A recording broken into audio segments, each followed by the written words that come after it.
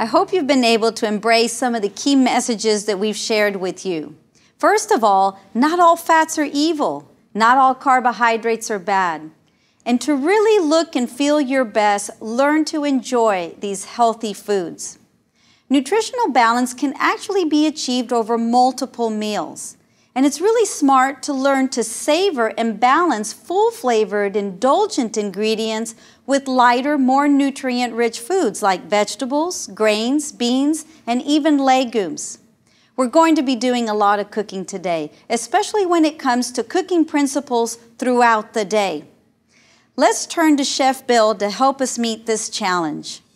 So what I'd like to do is see if we can't tie everything we've learned together in a nice, neat package. The first thing I'd like to suggest is that cooking for yourself is a great strategy for healthy eating. But if your kitchen is disorganized or dirty or cramped, that can really put a crimp in your style. Here's a couple of examples. I've got a cutting board here. It's a nice big cutting board. I love it. It's wood. It costs a lot of money, but this board is a friend of mine. I love coming into the kitchen. I love working on this cutting board. Now, let's say at your house you have a tiny little cutting board, maybe 10 inches by 6, and it's just cramped and it slides all over and skitters every place. That's never going to be fun. So make sure that you've got an environment that you like to work in. Here's another example. If you're like 99% of the people in this country, your garbage can lives way over there underneath the sink. So you're working here, and as you generate garbage, you have one of two options. Either clutter your station, clutter your counter with garbage, or stop what you're doing, walk across the kitchen, throw it away, and wonder if now you have bacteria on your hands. And so you wash your hands, and then you come back. Let me offer you a different model. Let's say you have a selection of bowls like this.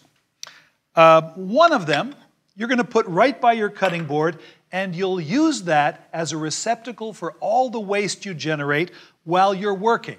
When you're done, you take that over to the sink, you throw it away, and then you wash the bowl.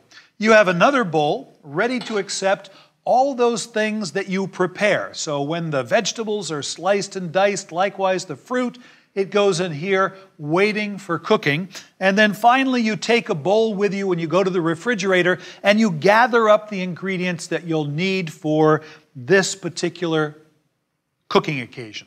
Okay? So those bowls can make your life more organized. They can make your time in the kitchen more fun. I would recommend them highly. Next, what I'd like to do is offer you some strategies for building a healthy pantry. Now, these are not hard and fast rules. These are guidelines. This is entirely up to you what you have in your kitchen. But let me give you what I think are some important insights. Here in front of us, I've got a couple of things that I've taken out of my kitchen altogether. So here's what we've got. Potato chips. I know that those are a problem food for me, and even if I could turn away, I can't imagine there's much nutritional value there. So I just don't bring them into the house, and I'm happier for it. I've got white sugar, and there's plenty of alternatives, and so for the most part, white sugar is no longer in my kitchen. I've got white flour over here, and I'm starting little by little to blend whole grain flours into the baking that I do. Maybe you've got a favorite cookie. These ladyfingers are all about white flour, white sugar, and if there is any nutrition in there, I wouldn't know where to find it. Maybe those should go. Right here in the middle, I've got some partially hydrogenated fat. It's vegetable fat, partially hydrogenated, so it's a solid, but partially hydrogenated fats offer up something that are very bad for you, trans fats, and we've talked about it already. I don't think there's any good reason to have that in your kitchen, so I would get rid of it altogether. Over here, I've got a little bit of a bottled pasta sauce, and there's a lot of really healthy bottled pasta sauces out there, but this one is all about cream, all about butter, all about cheese. So there's a good argument then that some of these things, and the selection will look different for you, should come out of your kitchen altogether. Don't tempt yourself with things that don't support your healthy eating agenda. Over here, I'm going to leave this, but I've got a number of different things that you might have in your pantry and think to yourself, you know, these are really pretty good for me. So as an example, we've already talked about how dark chocolate is not as bad as everybody thinks. But if dark chocolate is good, how about milk chocolate that's really sugary with a candy coating? Are they the same thing? I don't think so. So go into this with your eyes open. Don't check your common sense at the door of your kitchen. Look at your pantry with a new set of eyes. I've got a number of fruit juices here. Again, fruit juice, healthy. Well, there is certainly vitamins in all these fruit juices, but the fiber has gone out of all of them, and some of them are tart to the point where they need to be sweetened with a lot of sugar. Again, that's a problem. No fiber, lots of sugar. If I were to take pomegranate juice, which is pretty tart, take a nice tall glass, fill it with ice, 1/4 of the way with pomegranate juice, and then top it with sparkling water with a squeeze of lime, that is a really refreshing drink, and I would say you're heading in the right direction if you're concerned about your health. Over here is tomato juice. I love tomato juice, but in this one portion here, you get about 1/3 of your sodium for the day in just this one little bit of tomato juice. So maybe there's a low sodium version, or maybe you explore the possibility of making your own tomato juice. These things you should think about. There's canned vegetables that maybe have a lot of salt. Could I use fresh and bypass some of that salt? Those are things you have to ask yourself. Now, take a look at this tray.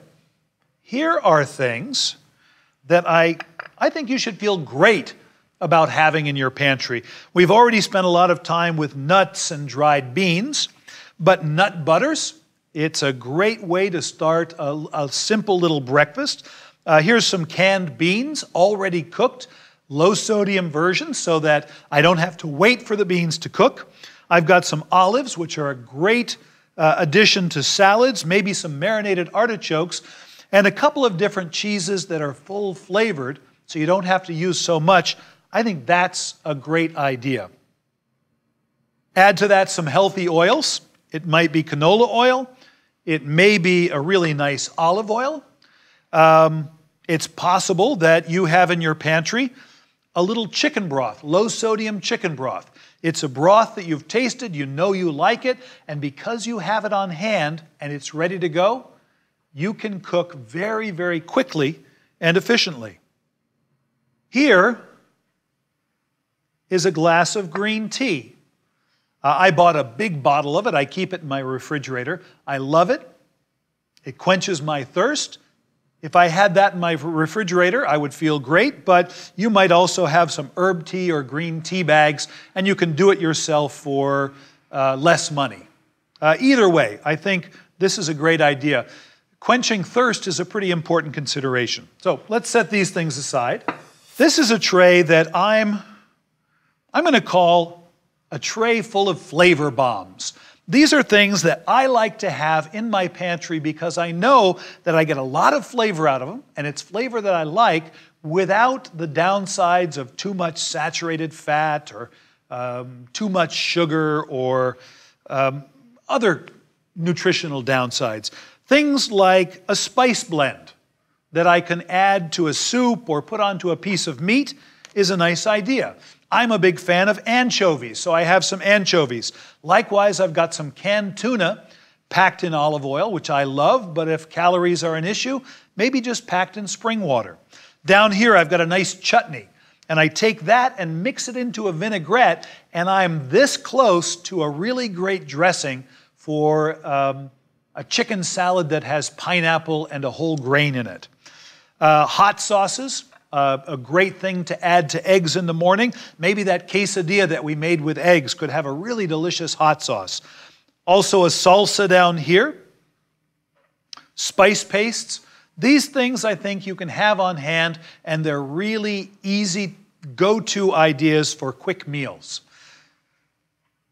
Your selection may look entirely different than my selection.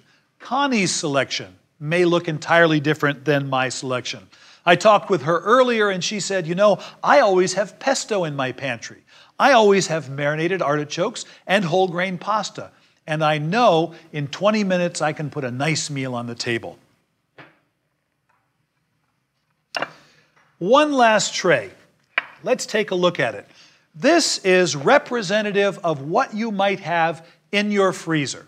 Now, typically you don't think of the pantry and the freezer in the same sentence, but take a look at what I've got here.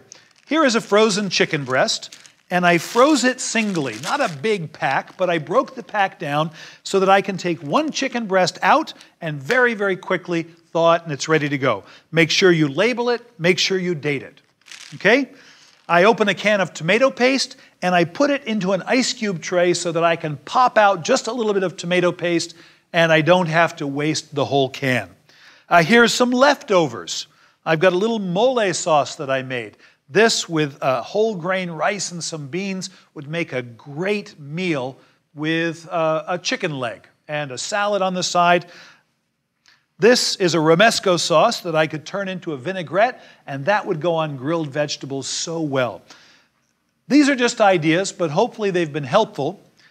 Next, what I'd like to do is take a look at the entire day and identify places where you may slip off the rails where healthy eating is concerned. Eating is not just about survival. It's about satisfying hunger, but also that craving for delicious flavor. Eat slowly, because when you eat slowly, you're actually more mindful about your portions, and you may actually even eat less. It also takes time for those signals that are in your stomach to reach your brain to say, I've had enough. Eat with others. That feeling of being connected is also very nourishing. And studies show that when you eat in a relaxed setting with others, you're going to make better, more healthful choices. And the research is also associating it with better weight loss. Eat in a relaxed setting as opposed to a stressful setting. I can tell you that the conditions in your body are so different that your food will be metabolized in a different way. Plus, how many of us really make good choices when we're really under stress? When we think about the easiest part of healthy eating, it has to do with mindfulness because it becomes second nature. Eat without distractions. How many of us have found ourselves eating behind the computer or while driving and not making the best choices? It's really hard to know when to stop eating or make good selections, especially if you're not hungry.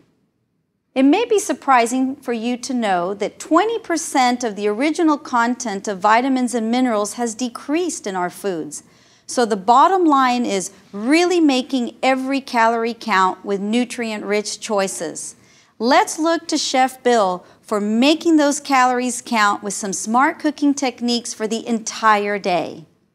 All right, what I want to do now is take a look at an entire day, because if you're like me, there are times when you get on that healthy train and then something comes along and you jump the tracks. Right out of the chute, there are people, I'm one of them, that wake up, grab a cup of coffee, and head out the door.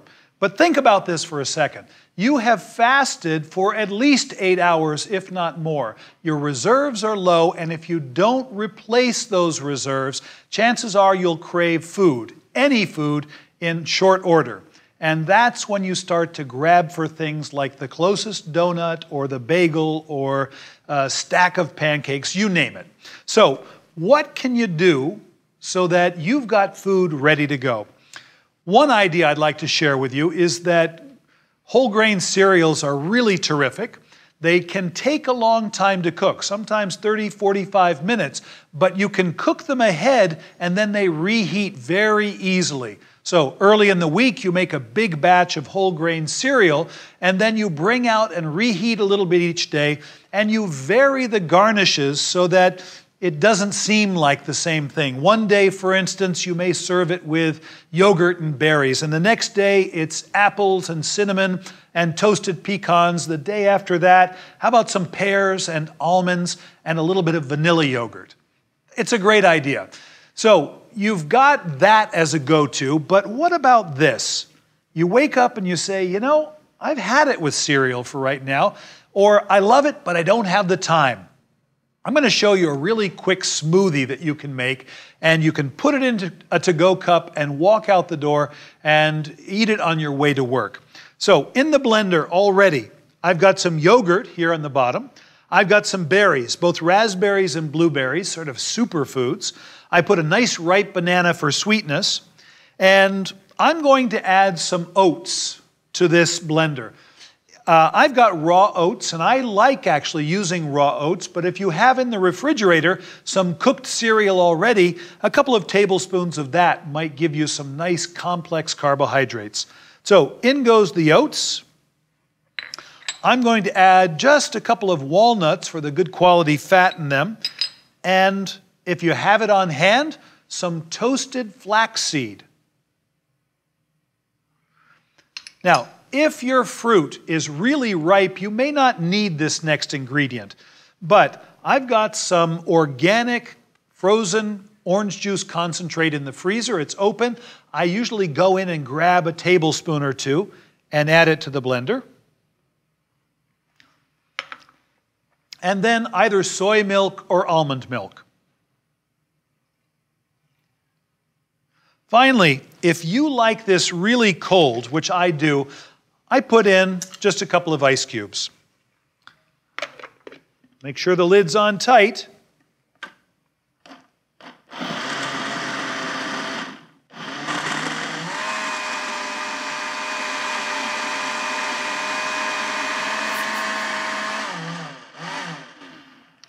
So, depending on your blender, it may take 30 seconds, it may take a minute. What I think is important is that the nuts and the oats get ground up really fine.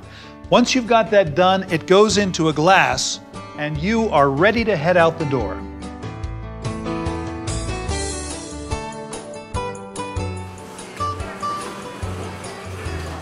Before you head out the door, give some advanced thought to what lunch is going to look like. Now, you can certainly eat in a restaurant, but that's expensive, and oftentimes it's not as healthy as you might like. So I'm going to suggest you do a little cooking at home. Remember earlier I made a nice quinoa pilaf. I set some aside so that I could make a salad to take with me. And if you do this the night before, it can chill down, it's nice and cold, and you can just grab it and head out the door. Let me show you what this looks like. I'm going to make a dressing.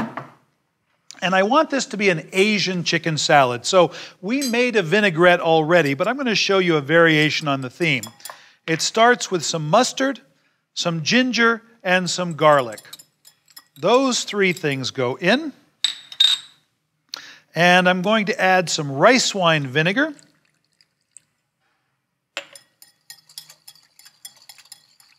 And a little splash of lemon juice. I like the brightness that lemon juice brings. And then we'll add oil. This is just canola oil, sort of a neutral oil, but very healthy. The proportion I shared earlier, 3 parts oil to 1 part acidity, is a great place to start. And as I get close to having all the oil in, I'm going to stop because I want the last little addition to be Asian sesame oil.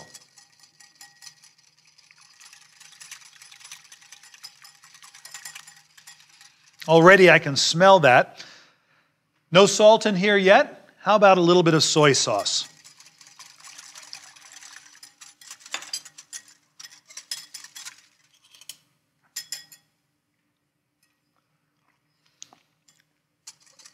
Tastes pretty good already. I like it when it has just a hint of sweetness. So in goes some honey. I put garlic in this. You might choose to leave it out if you were going to eat this at your desk at work and just have the ginger. And if you like it spicy, you could put a little bit of pepper flakes or black pepper in there.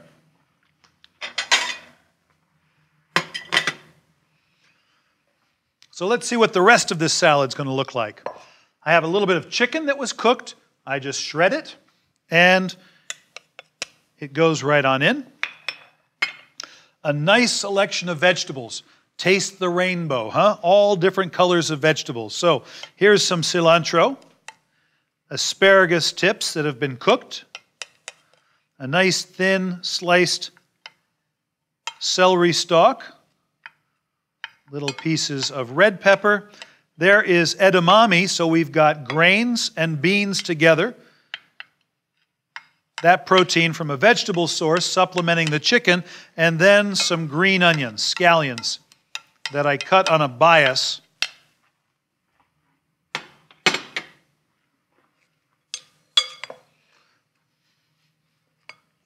And let's go ahead and dress this.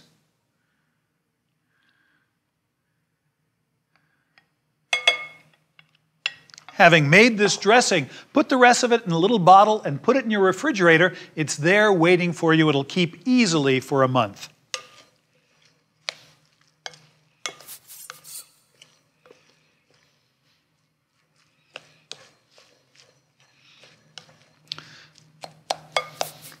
And what's an Asian salad without a little bit of toasted peanuts over the top? Again, another source of protein.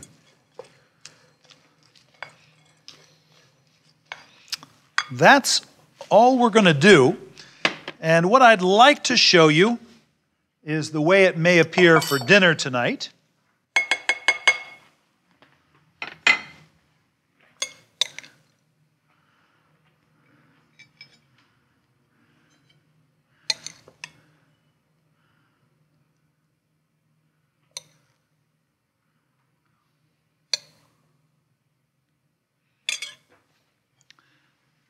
So there's dinner, but at the same time, grab a small container and set some aside for lunch the following day.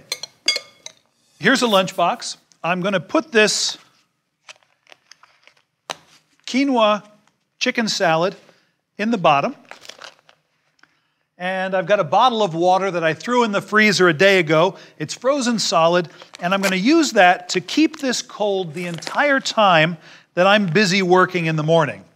And we'll just zip this insulated lunch bag closed. In the top, I'm going to put a little bit of fruit, maybe a plum and a banana and an orange. And here's some silverware as well with a napkin. We'll close that up.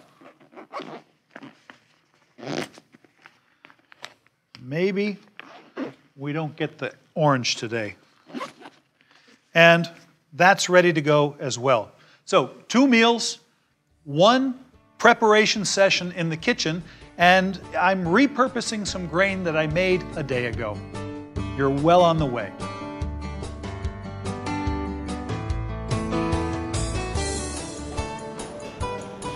Every afternoon around 3 o'clock, things start to go sour for me. I get tired, I have trouble keeping my eyes open, and oftentimes I'll think a cup of coffee and something really sweet sounds good. But what I've discovered is that while I get a little burst of energy, when I finally get over that energy, I feel worse than I did before. So here's a couple of ideas for snacks. I've got some chocolate and toasted walnuts. You could bring this along from home, and I think you get some protein, a little bit of sugar, but not too much. Before you eat anything, I'd like to share an idea, and that is that it's an easy thing to confuse hunger and thirst. I do it all the time, where I feel like I need something, I eat some food thinking that I'm hungry, and I'm not satisfied, and I eat a little bit more, still not satisfied. What I am is thirsty. So I would encourage you to have something to drink with whatever snack you have in the afternoon. So with this chocolate and toasted walnuts, maybe a little bit of herb tea would be a nice idea. Nothing with caffeine, that'll keep you awake later on, but just a little bit of herb tea. There's also a little caffeine in that chocolate. just between you and me. Now, over here is another snack option. I've got some nuts that have a lot of chilies and kaffir lime leaf in them. They're really pretty spicy. And I think there's a way to leverage the intensity of flavor in this bowl to make all of this fruit and vegetable taste great. So I have jicama and pineapple, mango and cucumber. And I would have a few nuts and maybe a little jicama or a little pineapple. And at the end of the day, I know I've gotten a lot of nutrition, I've gotten some protein, and I'm satisfied. Maybe a big glass of water to go along with that, and I know that I'm staying rehydrated. You're home, you're tired, your energy is flagging, and you're hungry. Now, you go to the kitchen and you want to grab the first thing that you see, and you hope that it's healthy, but it probably isn't. You need a go-to meal that is easy to prepare. And I've got one here that really fits the bill. This is a tortilla soup that is very, very easy to make and very, very satisfying to eat. I'll tell you what it is. I have some tomatoes, some onions, a serrano pepper, and a little bit of garlic. All of them have been roasted in a hot oven until the tomatoes blacken and collapse, until the chili is darkened and soft. The garlic is nothing more than roasted garlic, and the onions are already caramelized. And I take those vegetables, peel them, put them into the blender along with a flavorful chicken broth, and the soup is basically done. I have it here on the stove. Certainly you need to season it with salt and pepper, but let's say you don't have the energy for roasting vegetables. If you have a commercial salsa, I have a chipotle salsa here that's made with roasted tomatoes, you're halfway home. Take that salsa, blend it into the chicken stock that you have on hand, and you'll end up with something that looks like this. So I'm going to put this away, and I'll tell you what makes this dish so great. It's not just this right here, but I'm going to add tortillas to it that'll have a little bit of a crunch, a little bit of a toothsome quality that makes it more interesting to eat. And then coming to the table will be all of these condiments. And I'll go through them with you as I build this plate.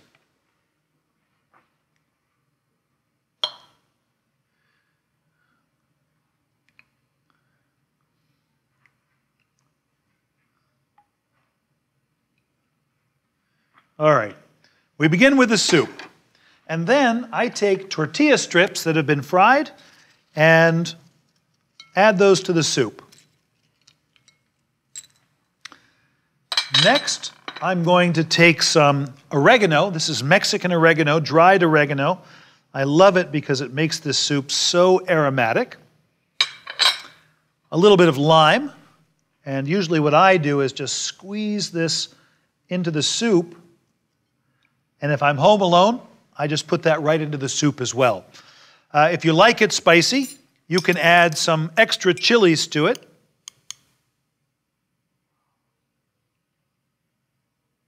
This is just strips of chilies that have been rehydrated. A salty cheese. In Mexico, they use a cheese called queso añejo. If you have it, you can use it, but feta cheese is a great alternative. Here's some healthy fat in the form of avocado.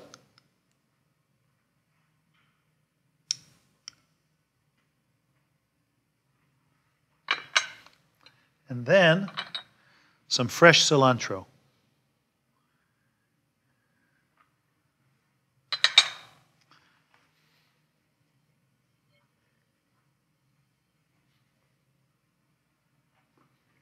As that piece of lime sits in the soup, what happens is the heat brings some of the oils out of the rind, and it really lends a delicious aroma to the soup.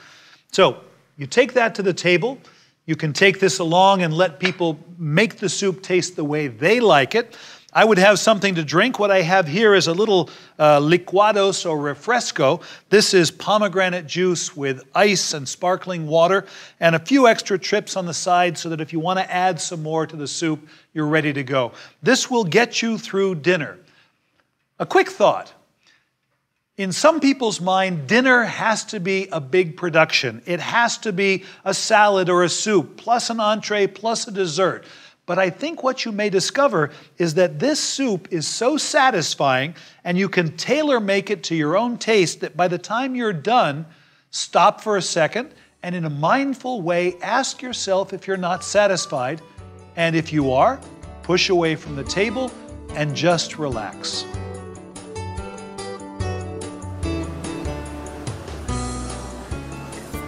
So we've just about reached the end of the day. Supper is behind us, and if you're the type of person that feels deprived if you don't get dessert, then we're going to address you right here and now. We're going to make some cookies. Everybody's probably made cookies, but I want to make some cookies that are a little bit healthier. I want to find a way to make incremental changes in the food that I eat and move it in a healthier direction. So these cookies are walnut oat cookies that have dried cranberries.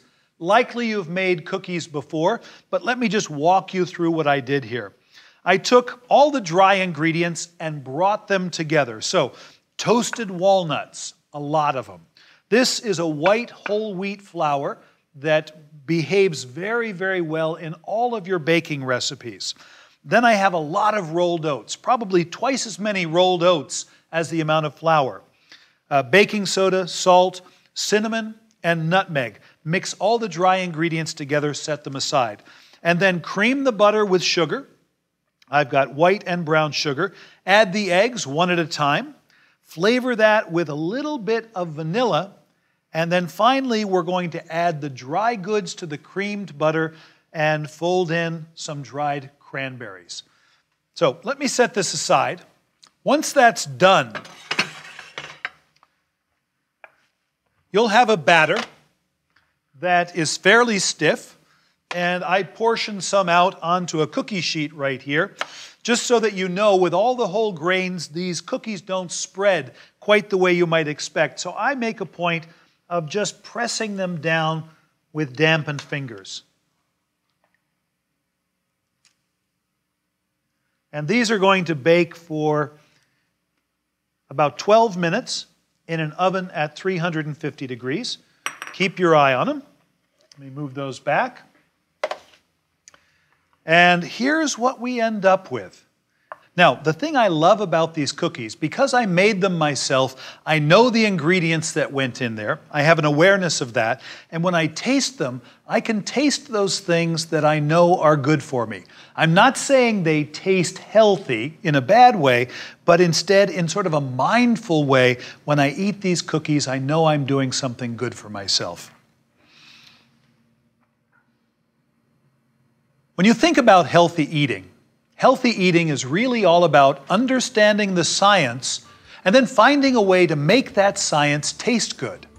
Healthy food that doesn't get eaten is really nothing more than healthy garbage. Get into the kitchen, try your hand at some of the techniques that we've shared, but don't be so busy that you can't take the time to share a healthy meal with people that you care about.